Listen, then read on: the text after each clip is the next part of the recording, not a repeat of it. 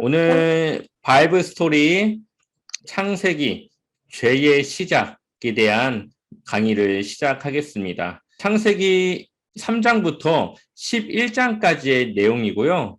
죄가 어떻게 시작됐는지 그 결과가 어떤 결과를 가져왔는지 우리 말씀을 통해서 같이 한번 내용을 한번 보도록 하겠습니다. 네, 죄의 시작. 우리 한번 창세기 2장 16절 말씀을 같이 읽어볼까요? 함께 읽겠습니다. 여호와 하나님께서 그 사람에게 명령하셨습니다. 너는 동산에 있는 모든 나무의 열매를 마음대로 먹어라. 아멘. 조금 이해하기 쉬운 성경으로 일단은 제가 모든 말씀은 다 쉬운 성경으로 다 준비를 했습니다. 자, 창세기 2장 16절을 보면은 하나님께서 아담을 만드셨고 그 아담에게 이 동산에 있는 모든 나무의 열매를 마음대로 먹으라고 명령하셨어요. 그러니까 동산에 있는 모든 것에 그러한 권한을 이제 아담에게 주신 거죠. 근데 2장 17절을 한번 같이 읽어볼까요? 함께 읽겠습니다. 그러나 선악을 알게 하는 나무의 열매만은 먹지 마라. 만약 그 나무의 열매를 먹으면 너는 반드시 죽을 것이다. 아멘. 모든 것에 대한 것을 허락하셨지만 딱 한 가지 허락하지 않은 것이 있었습니다. 그것이 바로 이 동산 중앙에 있는 선악을 알게 하는 나무의 열매는 먹지 말라고 말씀하셨어요. 그것을 먹으면 어떻게 된다고요? 반드시 죽는다. 이렇게 말씀하셨어요.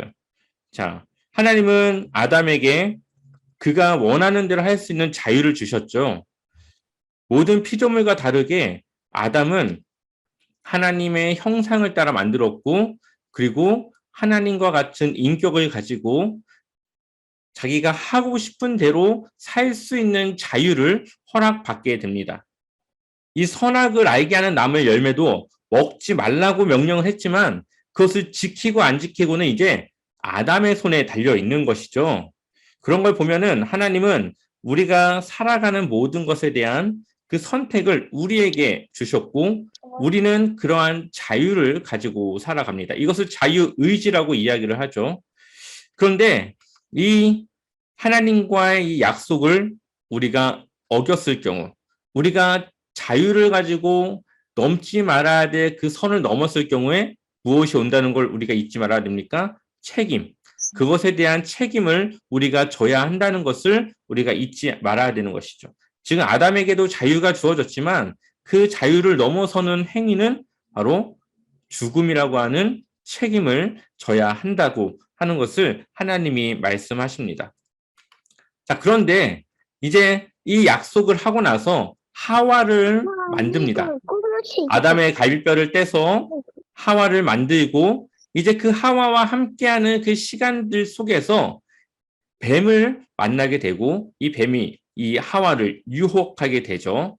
창세기 3장 4절을 보게 되면은 그러자 뱀이 여자에게 말했습니다. 너희는 죽지 않아 라고 말을 하죠. 하나님은 분명히 죽는다고 말씀했는데 이 간교한 뱀은 여자에게, 이 하와에게 그것을 먹어도 죽지 않는다라고 이야기를 합니다. 그리고 5절 말씀 한번 같이 읽어볼까요? 함께 읽겠습니다. 하나님은 너희가 그 나무 열매를 먹고 너희 눈이 밝아지면 선과 악을 알게 되어 너희가 하나님과 같이 될까봐 그렇게 말씀하신 거야. 네. 지금 뱀이 뭐라고 이야기합니까? 하나님이 그 동산에 그 선악을 알게 하는 나무의 열매를 먹지 말라고 하는 이유는 아담과 하와가 하나님과 같이 될까봐. 그래서 그것을 못 먹게 하려고 거짓말한 것처럼 지금 이야기를 하고 있죠. 자, 그런데 이 이야기를 들은 하와의 마음이 바뀐 것을 보게 됩니다. 그 전에는 하와가 이것을 먹지도 말고 만지지도 말라고 했어 라고 이야기를 했고 그것을 먹으면 안 된다는 것을 그가 알고 있었는데 그런데 6절에 오니까 이 하와의 마음이 바뀌었어요. 그래서 그 열매를 그 전에는 그러지 않았는데 이 뱀의 이야기를 듣고 보니까 그 열매가 어떻게 보여요? 먹음직스럽게 보여요. 보기에도 이제 아름답게 보여요. 그리고 정말 그것을 먹으면은 지혜롭게 해줄 것처럼 보여요. 마음이 바뀐 거죠. 그것을 먹고 싶은 마음으로. 그래서 그 하와가 열매를 따서 먹습니다. 근데 중요한 것은 그 옆에 누가 있죠? 아담이 있죠. 그 열매를 옆에 있는 자기 남편에게도 주었으며 남자 아담도 그것을 먹었다라고 성경은 기록하고 있어요. 이 간교한 뱀은 하나님의 약속을 직접 들은 아담이 아니라 아담으로부터 전해 들은 하와에게 그 유혹을 했고, 아담은 그 옆에 있으면서도 이 하와의 이 잘못을 그냥 방관하고 있었던 것을 보게 되죠. 그리고 이들의 마음 가운데는 너희가 하나님과 같이 될 수 있을 거라고 하는 이 말에 그들은 넘어갔고, 그리고 결국 하나님이 먹지 말라고 했던 선악을 알게 하는 그 나무의 열매를 먹게 됩니다. 이것이 바로 늘 우리를 유혹하는 마귀의 계략이죠. 보면은 이 사실과 거짓을 적절히 섞어가지고 이 뱀이 유혹하는 것을 보게 됩니다. 너희는 죽지 않아. 실제로 죽지는 않았죠. 대신 하나님과 영적인 교제가 끊어지게 되었고, 이제는 유한한 삶을 이제 살아가게 되는 그런 결과를 가져오게 됩니다. 그리고 선악을 알게 되었고, 그런데 하나님과 같이 될까봐는 이제 거짓말이죠. 이미 아담과 하와는 하나님의 형상을 따라 만들어졌고, 그 하나님의 형상을 가진 하나님의 창조물인데, 그럼에도 불구하고 이들의 마음에 욕심이, 그리고 교만한 마음이 생겨서 이제 하나님과 같은 동등한 입장에서 살고 싶은 그러한 마음이 시작되어지고 유혹이 오기 시작하면서 그들이 결국 그 선악과의 열매를 먹는 결과를 가져오게 됩니다. 자, 그 결과 이제 어떻게 됩니까? 3장 7절 같이 한번 읽어보겠습니다. 그러자 두 사람의 눈이 모두 밝아졌습니다. 그들은 자기들이 벌거벗고 있다는 것을 깨닫고 무화과 나무 잎을 엮어서 옷을 만들어 몸을 가렸습니다. 아멘. 이들이 이 선악을 알게 하는 나무의 열매를 먹자 무엇이 달라집니까? 이제 부끄러움을 알게 돼요. 그들이 벗고 있어서 서로 이제 부끄러움을 느끼게 됐고, 그래서 그들이 임시방편으로 무화과 나무의 잎을 그들이 엮어서 옷을 만들어서 몸을 가리게 됩니다. 근데 그 이전에 한번 창세기 2장 25절을 보게 되면 이들이 아담과 그의 아내 두 사람이 벌거벗었으나 어떻게 해요? 부끄러워하지 않았어요. 이 악을 모를 때, 이 악이라는 것을 모를 때는 부끄러움을 몰랐지만 이 악이라는 것을 알게 되자 이제 부끄러움을 알게 됩니다. 결국 악은 뭡니까? 죄라는 것은 부끄러운 행위죠. 감추고 싶은 것이죠. 사람들에게 드러내기를 꺼려하는 것이 바로 이 악이고 죄입니다. 이제 이 죄의 속성들이 이 아담과 하와 안에 있음을 우리가 알 수 있게 됩니다. 그런데 이 무화과 나무 잎을 엮어서 옷을 만들었지만 이것이 어떻게 됩니까? 시간이 지나면은 삭고 결국 이것도 언젠가는 그 부끄러움을 가려주지 못합니다. 그래서 하나님이 이들에게 어떻게 하냐? 이제 이따가 나오겠지만 옷을 만들어 주십니다. 자, 이들이 이제 죄를 짓고 하나님의 그들을 부릅니다. 3장 9절을 보게 되면은 여호와 하나님께서 아담을 부르시며 말씀하셨습니다. 내가 어디 있느냐? 10절을 보니까 아담이 뭐라고 대답합니까? 하나님의 소리를 들었지만 벌거벗었기 때문에 두려워서 숨었습니다. 라고 이야기를 하죠. 자, 이들이 죄를 짓고 나니까 이제 하나님을 만나는 것이 어떻게 돼요? 두려워져요. 하나님과 이제 예전과 같은 관계가 되지가 않습니다. 이러한 모습을 보게 되면은 1장과 2장에 하나님이 세상을 창조하실 때 하나님이 보시기에 좋았던 때와 죄를 짓고 난 이후에 이 아담과 세상의 모습이 달라지는 것을 우리는 보게 되죠. 죄가 생겨나니까 이제 그가 하나님을 만나고 싶은 생각이 그 전과 같이 않음을 볼 수가 있고 하나님을 만나는 것이 이제 즐거운 일이 아니라 두려운 일이 되었던 것을 보게 됩니다. 결국은 이 선악과의 문제는 이 열매를 맺은 것의 문제가 아니라 하나님과의 약속을 어긴 것에 대한 문제죠. 그 선악과, 이 열매는 아마 그냥 열매였을 수도 있습니다. 중요한 것은 하나님이 하지 말라고 하는 그 약속을 어긴 것 때문에 그 어긴 것이 결국 죄라는 것을 우리에게 알려주고 있는 것이죠. 우리가 하나님의 말씀을 따라 살아가는 것, 하나님의 말씀에 순종하며 살아가는 것, 이것이 바로 우리가 죄를 멀리하고 살아갈 수 있는 하나님의 형상을 따라 살아가는 방법이라는 것을 우리에게 보여주고 있습니다. 그리고 그 이후에 이들의 삶이 달라지게 되는데 이들이 이제는 수고를 해야 먹을 것을 얻게 되어지고 또 여자는 애를 낳는 고통과 수고를 감당해야 되고 또 이후에 보게 되면은 이들이 이제 이 아벨의 죽음을 통해서 슬픔을 그들이 경험하게 됩니다. 그리고 이들이 이제는 하는 행위가 점점 악해지는 것을 그 성경 이후의 말씀들을 통해서 우리는 볼 수가 있죠.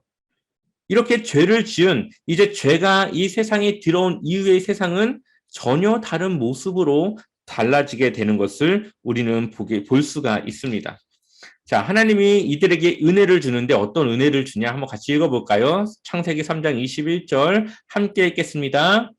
여호와 하나님이 아담과 그의 아내를 위하여 가죽 옷을 지어 입히시니라. 아멘. 하나님이 그들을 위해서 무엇을 입히셨어요? 가죽 옷을 입히셨습니다. 이들의 부끄러움을 가려주신 거죠. 이들이 죄로 인해 느끼는 이 부끄러움은 이제 그들이 임시방편으로 만든 무화과 잎으로는 그것을 가릴 수가 없기 때문에 가죽 옷을 지어 입히십니다.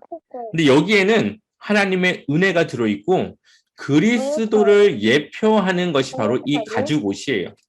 이 가죽 옷은 하나님께서 우리를 향한 구원의 이 계획이 이미 세워져 있었음을 우리에게 보여주는 사건입니다. 세 가지 이유가 있는데요. 첫 번째는 가죽 옷을 짓기 위해서는 누가 희생이 돼야 되죠? 동물이 희생을 해야 되죠.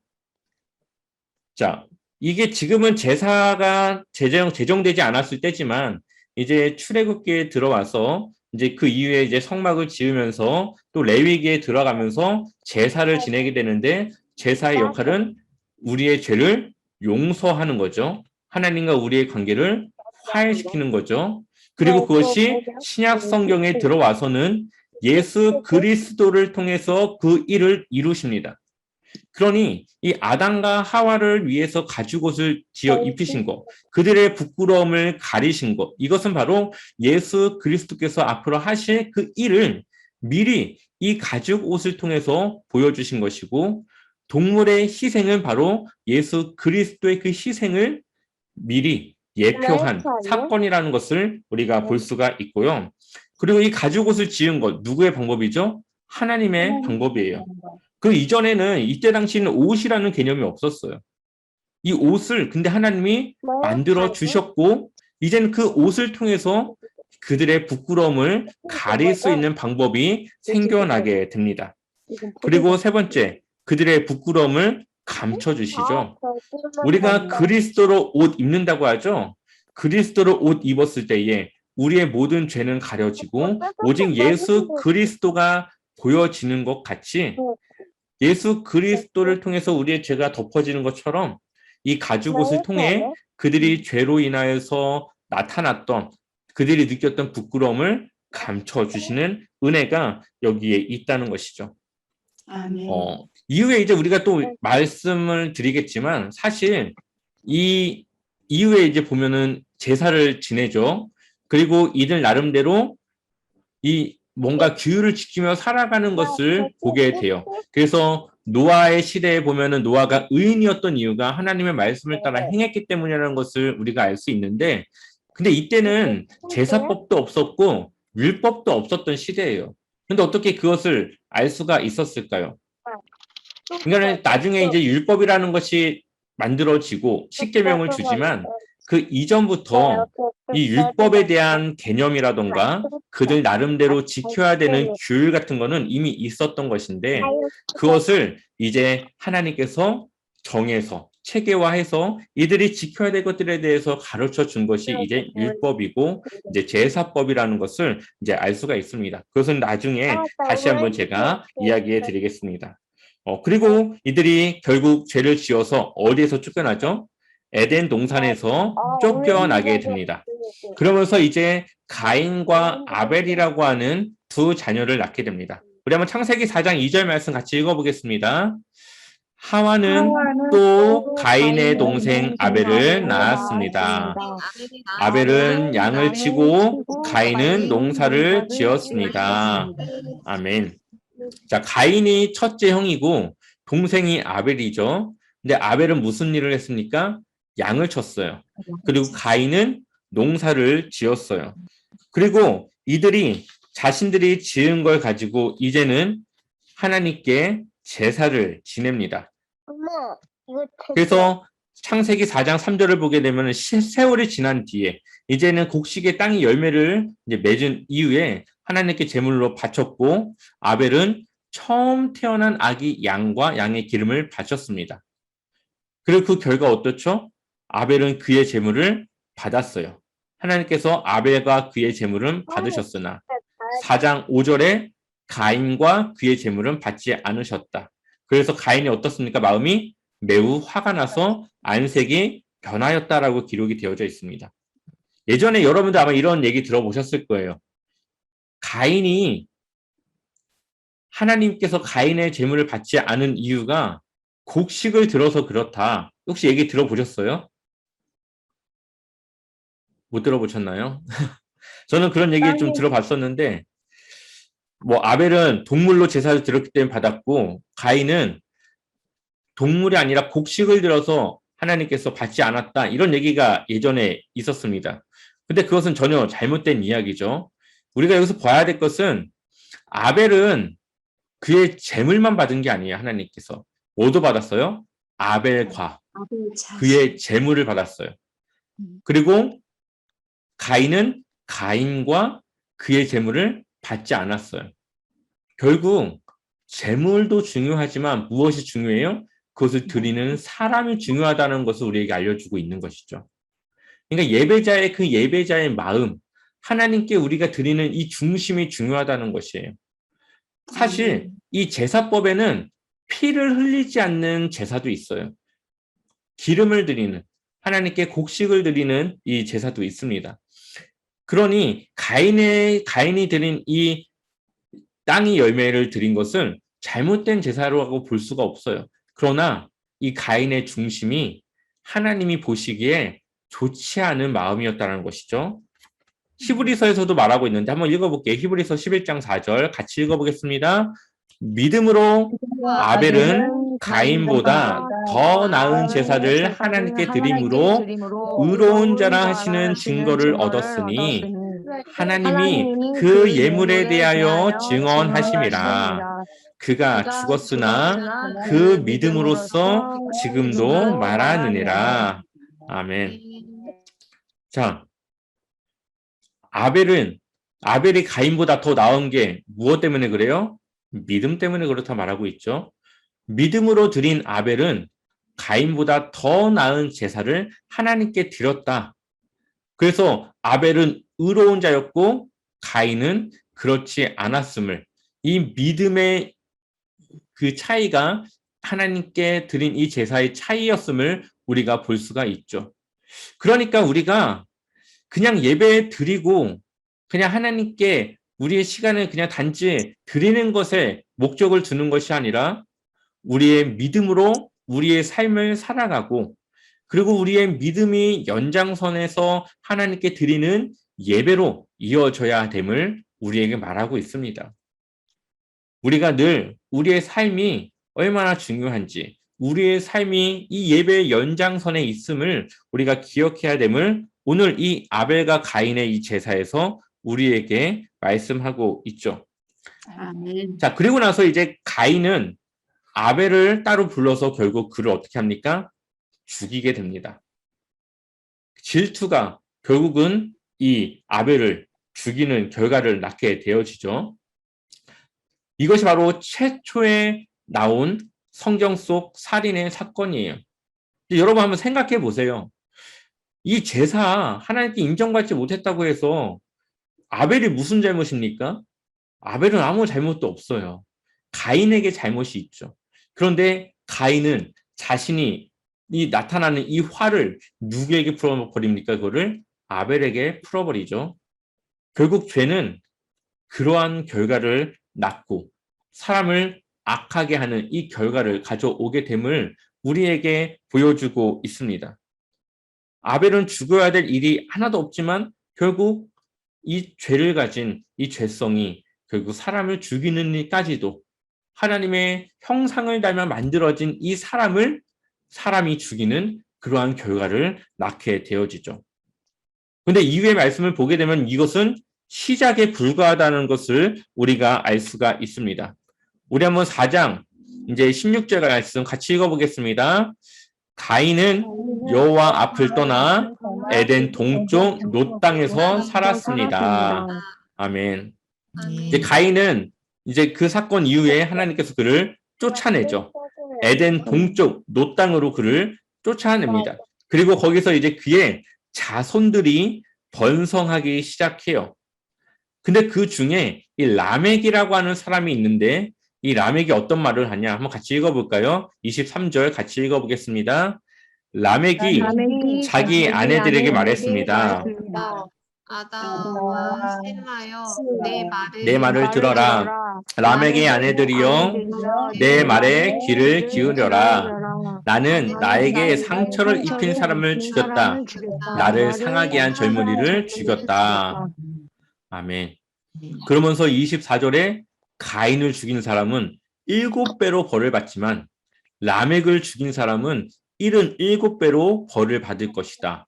지금 이 라멕이라고 하는 사람이 이제 이 가인의 이제 후손인데 그가 자기에게 상처 입힌 사람을 죽여요. 이게 굉장히 나쁜 일이죠, 지금. 굉장히 이게 끔찍한 일인데 그가 이거를 자랑스럽게 떠듭니다. 이게 지금 하나의 자기의 이 자랑거리가 지금 되고 있는 거예요. 지금 사람들이 얼마나 지금 악해져 가고 있는지를 지금 보여주고 있습니다.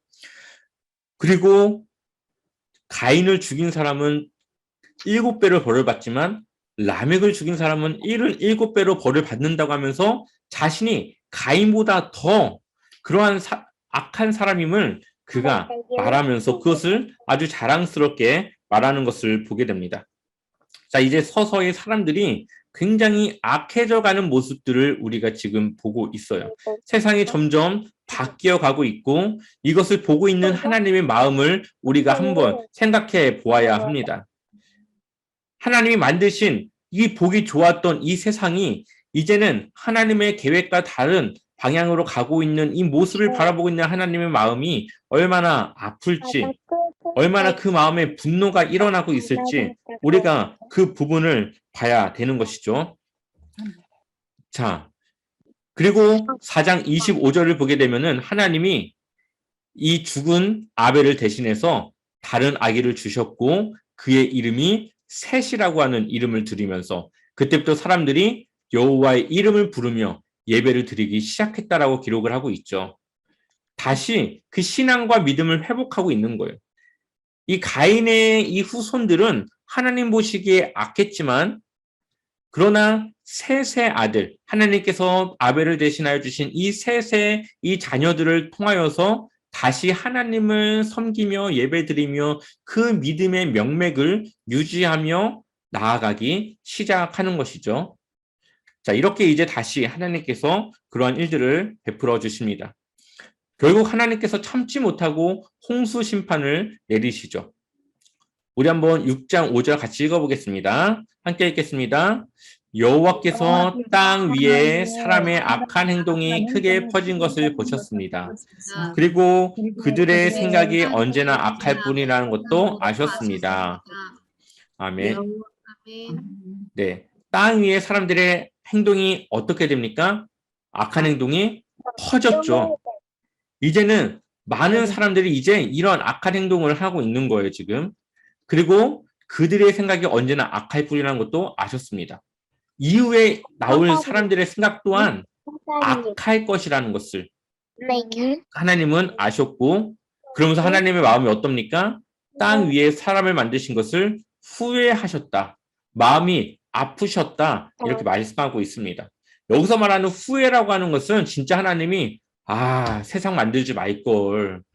괜히 내가 세상 만들어가지고 이런 일을 내가 경험 안 해? 이런 후회를 말씀하시는 게 아니에요. 그만큼 하나님이 지금 이것에 대한 이 분노의 마음을 참지 못하는, 이제는 한계치에 다다른 그 마음을 지금 표현을 하고 있는 것입니다. 하나님의 감정이 이 정도로 지금 극에 달했음을 지금 말해주고 있는 것이죠. 그리고 하나님이 다시 결심하십니다. 창세기 6장 7절 같이 읽어보겠습니다. 그래서 여호와께서 말씀하셨습니다. 내가 만든 땅 위의 사람들을 모두 멸망시키겠다. 사람에서부터 땅 위의 모든 짐승과 기어다니는 것과 공중의 새까지도 멸망시키겠다. 왜냐하면 내가 그것을 만든 것을 후회하기 때문이다. 아멘. 하나님이 이제 무엇을 하기로 결심하세요? 심판하시기로 결심하세요. 더 이상 이것을 두고 볼 수 없어서 하나님이 이제 이 세상을 쓸어버릴 심판을 계획하십니다.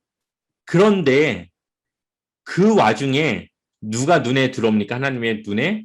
노아라는 사람이 눈에 들어와요. 하지만 노아는 여호와의 마음에 들었습니다. 그러니까 하나님이 노아에게 집중하고 있는 모습이에요. 온 세상은 다 하나님 앞에 죄를 짓고 이 까만색 위에 있다면 그 까만색 중에서 유일하게 살짝 빛나고 있는 누군가 한 사람이 있는데 그게 바로 노아였다라는 것을 우리에게 보여주고 있는 것이죠. 그리고 이 노아는 하나님께서 구원하시기로 결심하십니다. 그래서 노아의 자손은 이러합니다. 노아는 그가 살던 시대에 의롭고 흠없는 사람이었습니다. 노아는 하나님의 뜻을 따라 하나님과 함께 살았습니다. 노아는 하나님이 보시기에 의로운 사람이었고 흠이 없는 사람이었어요. 그렇다고 노아가 죄를 짓지 않았느냐? 죄를 지었겠죠. 노아도 죄를 지었겠지만 그가 하나님의 뜻을 따라 살기 위해서 노력했고 그러기 위해서 힘쓰고 하나님을 의식하며 살아가는, 하나님을 위해 살아가는 사람이라는 것을 하나님이 보았다라는 것이에요. 그래서 하나님이 그에게 말씀하십니다. 한번 6장 13절 같이 읽어보겠습니다. 하나님께서 노아에게 말씀하셨습니다. 사람들이 땅을 폭력으로 가득 채웠다. 그래서 나는 땅 위의 모든 사람들을 땅과 함께 다 쓸어버리겠다. 아멘. 하나님이 지금 무엇을 말씀하고 계세요? 심판의 계획을 말씀하고 계세요. 이 세상의 사람들이 폭력으로 너무 가득 차서 내가 이 모든 사람들과 땅을 다 쓸어버릴 거야. 그러니까 너는 배를 만들어. 무엇을 알려주세요? 구원의 방법을 알려주세요. 그리고 그 안에 방을 만들고 안과 밖에 역청을 칠하라고 말씀하고 있죠. 이 역청이라고 하는 것은 이 방수를 역할을 하는 그런 거예요. 그래서 이 역청을 바름으로써 이 물이 들어오지 않도록 만드는 것인데 이것을 안에도 발라야 되고 밖에도 만들어야 되고, 그리고 이 배를 만드는데 그 재료까지도 하나님께서 이 노아에게 말씀해 주는 것을 보게 됩니다. 자, 그래서 노아가 어떻게 했냐? 6장 22절 한번 같이 읽어보겠습니다. 노아는 하나님께서 명령하신 대로 모든 일을 했습니다. 노아가 어떻게 했어요? 명령하신 대로 모든 일을 했어요. 그리고 7장 5절에서도 노아는 여호와께서 뭐한 대로요? 명령하신 대로 모든 일을 했습니다. 그러니까 노아가 하나님이 말씀하셨고 또 하나님을 구원하시기로 하셨는데 거기에 노아가 하나님께서 말씀하신 모든 것을 그대로 지켰다. 하나님의 말씀에 온전히 순종했다라는 것을 볼 수가 있습니다. 만약에 노아가 이 배를 만드는데 이 배를 만드는 기간이 약 100년이 살짝 되지 않는 기간입니다. 그런데 이 100년이라고 하는 이 기간이 얼마나 인간으로서 이 긴 시간이겠습니까? 얼마나 힘들겠습니까? 그러니 하나님이 이거 만들려고 했는데 이거 좀 사이즈 좀 줄이고 야 이거 역청 이거 밖에 바르면 물 안 들어올 거니까 안에는 그냥 바르지 말자 이렇게 했으면은 아마 이 배가 이 홍수를 견디지 못했을 거예요. 그런데 그가 하나님께서 명령하신 대로 하나하나 다 지켰기 때문에 이 배가 그 홍수를 견딜 수 있었음을 우리는 볼 수가 있습니다. 이 방주의 크기를 보게 되면요. 여기 그림을 보게 되면은 여기가 미식축구장이에요. 미식축구장보다 살짝 더 큰 크기의 사이즈고 또 이것을 농구장으로 보면은 농구장 20개가 들어갈 만한 크기라고 합니다. 그리고 배로 치면 이 4만 3천 톤 규모의 이 배인데요. 굉장히 큰 규모입니다. 그래서 여기에 이 세상에 있는 모든 이 땅의 생물들의 종을 보면은 약 1만 7,600종 정도 되는데 이것을 한 쌍씩 집어넣는다면은 3만 5,600종 정도 되겠죠.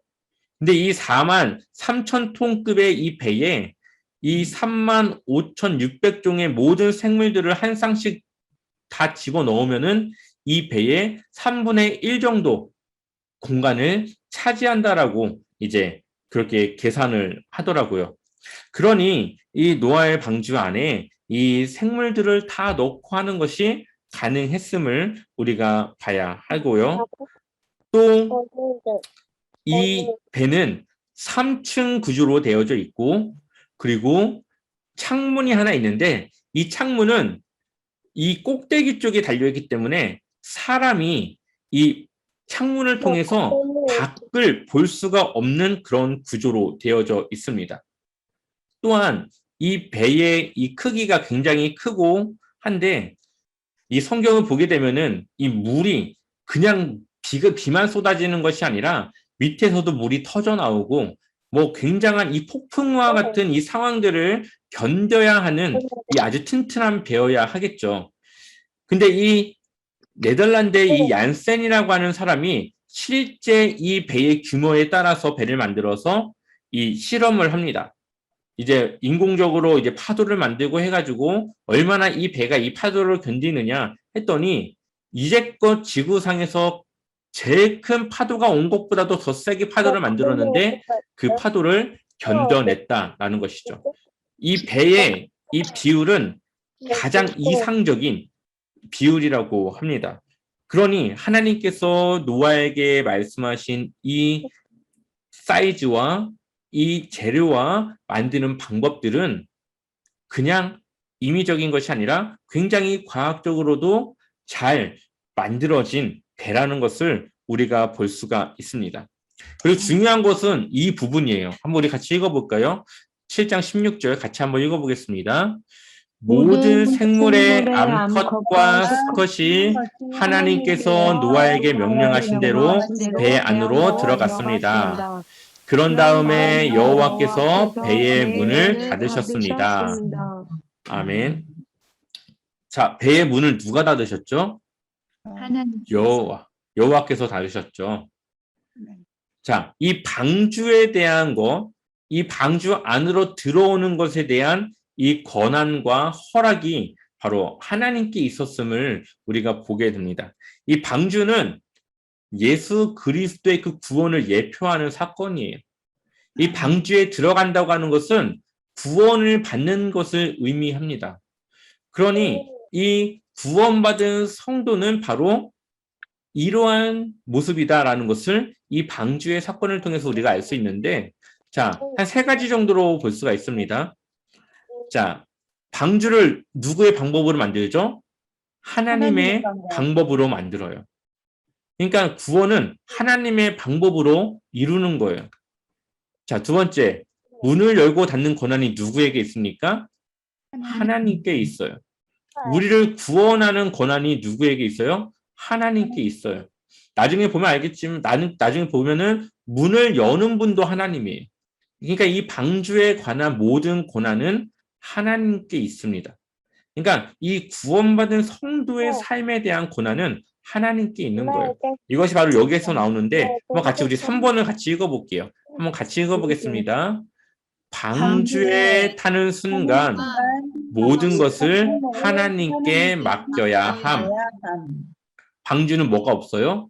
키가 없어요. 보통 배는 키라는 게 있어서 왼쪽으로도 가고 오른쪽으로도 가고 이 방향을 전환할 수 있게 합니다. 근데 이 방주는 이 키가 없어요. 사실 이 방주라는 뜻 자체가 이 바구니라고 하는 이런 뜻을 가지고 있거든요. 그래서 이 모세를 나중에 바구니에 넣고 나일강에 떠보내지 않습니까?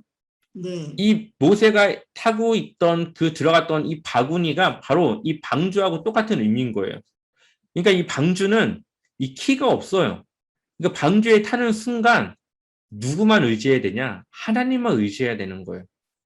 아멘. 이 방주에 타는 순간 배가 뒤집히든 부셔지든 사람으로서는 그 안에서 할 수 있는 일이 없습니다. 하나님께 맡겨야 되고 방주에 탄 사람은 하나님께서 책임져 주시는 거예요. 아멘. 이것이 바로 구원받은 성도의 그런 하나님의 은혜인 것이죠. 아멘. 우리가 구원을 받았다고 하는 것은 방주에 탔다는 것이고 우리의 삶을 하나님께 맡겼다는 것이에요. 그렇기 때문에 하나님께서 우리의 삶을 이제는 인도에 나아가시는, 우리는 우리 인생의 키를 잡을 수 없는 상태이지만 우리의 인생의 키는 이제 하나님께서 잡으시고 하나님께서 인도에 나가시는, 그래서 우리는 하나님께서 인도하시는 대로 순종하고 그것에 따라 살아가는 그런 삶이 바로 우리 그리스도인의 삶이라는 것을 이 방주의 사건을 통해서 우리에게 보여주고 있습니다. 그래서 이 노아 방주의 이 사건은 구원의 예표이고 구원받은 성도들이 어떻게 하나님을 위해 하나님을 믿는 신앙으로 살아가는가를 우리에게 보여주는 아주 중요한 사건이라는 것을 우리가 볼 수가 있습니다. 그리고 이제 배에서 나오게 되어지죠. 자, 배에서 나오고 나서 노아가 제일 먼저 무엇을 합니까? 여호와께 제단을 쌓습니다. 자, 8장 21절을 보게 되면은 하나님께서 그 제물을 기뻐하셨고 하나님이 마음속으로 생각하시는 거예요. 다시는 사람 때문에 땅을 저주하지 않을 것이다. 이제 다짐하시는 거죠, 하나님이. 사람의 생각이 어릴 때부터 악하지만 이번처럼 땅의 모든 생물을 멸망시키는 일은 다시는 하지 않을 것이다. 라고 말씀하시면서 이제 땅이 있는 한 심고 거두는 일, 추위와 더위, 여름과 겨울, 낮과 밤이 그치지 않을 것이다. 그러니까 하나님께서 이 세상의 이 순리대로 이 지구가 돌아갈 수 있도록 하나님께서 그것을 이제 보존하신다는 것이죠. 심판하지 않겠다라고 하는 그 뜻을 지금 담고 있는 것입니다. 그러면서 하나님께서 약속을 하시는데, 자, 같이 한번 읽어보겠습니다. 9장 1절 같이 읽겠습니다. 하나님께서 노아와 그 아들들에게 복을 주시며 말씀하셨습니다. 자녀를 많이 낳고 번성하여 땅을 채워라. 아멘. 이것 좀 어디서 많이 들은 약속 아닙니까? 네, 창세기. 네, 아담과 하와하고 했던 약속이었죠. 언약이었죠. 자, 이제는 노아의 가족들을 통해서 새로운 인류가 시작되어졌고 이제 하나님께서 다시 약속하는 거예요. 복을 주시며 말씀하시죠. 자녀를 많이 낳고 번성하여 땅을 채워라. 땅을 채우라는 뜻은 흩어지라고 하는 뜻인데 다시 한번 이 노아에게 흩어져라. 이제 그렇게 말씀을 하십니다. 그리고 나서 이 아담과 하와에게 아담에게 말씀하셨던 것처럼 땅의 모든 짐승과 하늘의 모든 새와 땅 위를 기는 모든 것과 바다의 모든 물고기가 너희들을 두려워할 것이다. 이 사람에게 그 권한을 주는 것이죠. 내가 이 모든 것을 너희에게 주었다. 다시 한번 우리에게 이 세상에 대한 권한, 이 세상을 우리가 관리할 청지기로서의 이 권한을 우리에게 다시 허락하십니다. 자, 이렇게 이제 노아의 가족들을 통해서 다시 새로운 시작을 시작했습니다. 그러면서 하나님께서 언약을 세우시는데 이 언약이 바로 무지개 언약이에요. 다시는 이 땅에 이러한 홍수로 멸망시키는 일이 없을 것이다라고 하면서 무지개 언약을 세우시는데, 이 언약이 우리와의 그 언약을 통해, 인간과의 언약을 통해서 다시는 심판하지 않을 것이라고 하는 이런 하나님의 의지와 이 약속도 있지만, 이 무지개를 주심을 통해서 하나님이 늘 그 무지개를 통해 내가 약속했지, 내가 참아야지, 내가 기다려야지, 하나님의 의지를 다시 한번 생각하고 기억하게 하는 하나님 스스로의 그런 약속이기도 하다고 우리 볼 수가 있습니다. 그래서 하나님께서 이제는 이 땅에 이 심판이 아니라 이제 기다림으로써 하나님께서 우리에게 은혜를 베풀어 주는 이 일이 이제 시작되어지게 되죠. 마지막으로 이제 그 이후에 일어나는 바벨탑 사건입니다. 자, 노아의 아들이었던 셈과 함과 야벳의 자손을 통해서 이제는 또 다른 새로운 수많은 민족들이 인구가 증가하게 됩니다. 그래서 10장에 보게 되면은 이제 족보가 쭉 나오게 되는데, 여러 자녀들을 낳았고 이제는 또 많은 사람들이 이 땅에 생겨나게 되어지죠. 그런데 이들이 또 무엇을 합니까? 또 죄를 짓게 되어져요. 그래서 11장 1절을 보게 되면 이들이 몇 가지 언어를 씁니까? 한 가지 언어를 쓰죠. 근데 이들이 이제 동쪽을 보니까 신할 땅 평화, 여기가 정확하게 어느 위치인지는 알 수는 없지만 이 신할 땅 평화를 발견하고 그곳에서 그들이 정착해서 살아가게 되는데, 이들이 이렇게 말합니다. 한번 같이 읽어보겠습니다. 11장 4절 같이 읽겠습니다. 그들이 또 서로 말했습니다. 자, 우리의 성을 세우자.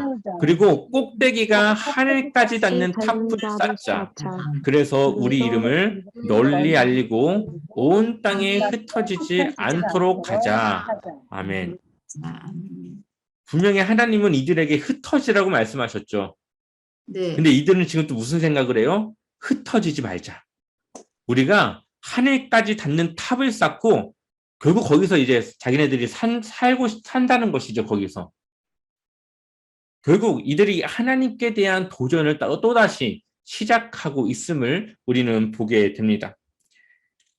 그래서 이들이 다시 누구와 같이 죄를 짓습니까? 아담과 하와 같이 또 죄를 짓기 시작합니다. 하나님께 대한 도전을 또 그들이 시작하죠. 그리고 하나님이 이렇게 말씀하십니다. 이 사람들은 한 백성이고 그들의 언어도 다 똑같다. 그래서 이런 일을 시작하였는데 이 일은 그들이 하려고 하는 일의 시작에 불과하다. 그들은 하려고만 하면 어떤 일이든지 할 수 있을 것이다 라고 말씀하십니다. 그러니까 이 바벨탑 사건이 단지 탑을 쌓는 것에서 끝나는 것이 아니라 이것을 하게 되면은 더 큰 잘못을 지금 또 시작할 수 있으니까 이들이 이 일을 그만두게 하려고 하나님이 계획을 하십니다. 실제로 이 그들을 하려고만 하면 어떤 일이든지 할 수 있다. 이것이 이 인간에 대한 무한한 가능성에 대해서 하나님이 말씀하시는 것이고, 또 지금 우리의 삶을 보면은 지금 이때와 지금의 우리의 삶은 완전 다르죠. 과학의 발전과 우리의 삶은 정말 인간의 능력이 얼마나 이 많은가를 우리가 다시 한번 깨달을 수 있는데, 그러나 하나님이 보시기에 우리가 아무리 발버둥을 쳐봤자 하나님의 그것이 미치겠습니까? 미치지 못하죠. 우리가 생각할 때 이때 당시 사람들이 바벨탑을 짓던 사람들에게 이 탑을 쌓는 거는 아마 최고의 기술이었을 거예요. 와, 우리가 이런 것까지 할 수 있어? 이런 일은 이제 하나님밖에 못할 텐데. 야, 우리가 이거 완성하면 우리가 이제 하나님과 같이 되는 거 아니냐면서 이제 그것을 막 짓기 시작하는데, 우리가 볼 땐 그거 별거 아닌 거죠. 과학이 그렇게 발전되지 않은 그 시대에 그 탑 쌓는 게 뭐 얼마나 큰 일이겠어요. 하나님이 보실 때 우리 인간이 바로 그러한 존재라는 것을 우리가 기억해야 합니다. 늘 우리는 하나님 앞에서 겸손해야 되고, 우리가 아무리 뛰어나다 생각을 하더라도 그것이 하나님이 보시기에는 아직은 정말 미약한 존재라는 것을 우리가 기억을 해야 되죠. 그리고 결국 하나님께서 이들의 언어를 뒤섞어 놓으십니다. 갑자기 이제 바벨탑을 짓는데 벽돌을 달라고 해야 되는데 의사소통이 되지 않는 거예요. 이제는 이들이 이 바벨탑을 쌓아 나가야 되는데 말이 달라지니까 이 탑의 진행이 결국 진행되지 않게 됩니다. 그리고 결국 이들이 그 사건을 통해서 어떻게 됩니까? 흩어지게 되죠. 서로 언어가 맞는 사람들끼리 서로 이제 무리를 지어서 서로 흩어지게 됩니다. 비로소 하나님이 그들에게 말씀하셨던, 명령하셨던 이 편만하고 흩어지고 서로 함께 이제 흩어지라고 하는 이 말씀이 이제서야 이제 이루어지게 됩니다. 그러면서 11장에 이제 셈 자손의 이제 족보들이 쭉 나오는데 거기에 우리에게 아주 익숙한 사람이 나옵니다. 바로 이 아브라함에 대한 족보인데요. 우리 한번 31장과 32절 한번 같이 읽어볼게요. 함께 읽겠습니다. 데라는 가나안 땅으로 가려고 아들 아브람과 하란의 아들인 손자 롯과 아브람의 아내인 며느리 사레를 데리고 갈대아 우르에서 나왔습니다.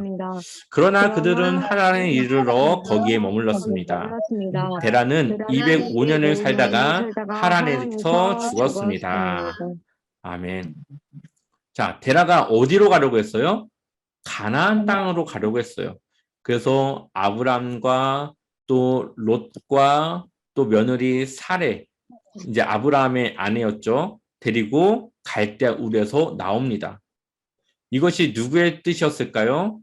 하나님의 뜻이었음을 창세기 12장에서부터 우리는 알 수가 있죠. 하나님이 아브라함을 부르면서 내가 너에게 지시한 땅으로 가라 말씀하시는 그것을 보게 됩니다.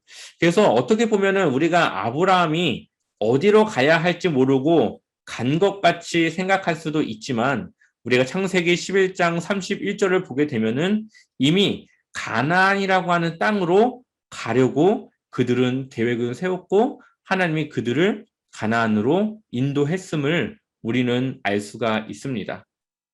그리고 그 다음 이야기에서부터는 이 아브라함의 이야기에서부터는 우리가 다음 시간에 같이 보도록 하겠습니다. 네. 그래서 오늘 죄가 어떻게 시작됐고 그 죄의 결과 이 세상이 어떻게 바뀌어지게 됐는지 함께 말씀을 들었고요. 다음 주 우리 창세기 족장 시대 아브라함, 이삭, 야곱까지 시간이 되면 요셉까지 보게 될 텐데 우리 한번 이 족장 시대가 어떠한 시대였는지 이 인물들은 어떠한 인물이었는지 그 중심을 가지고 함께 말씀을 나누도록 하겠습니다. 오늘 강의는 여기까지 하겠습니다.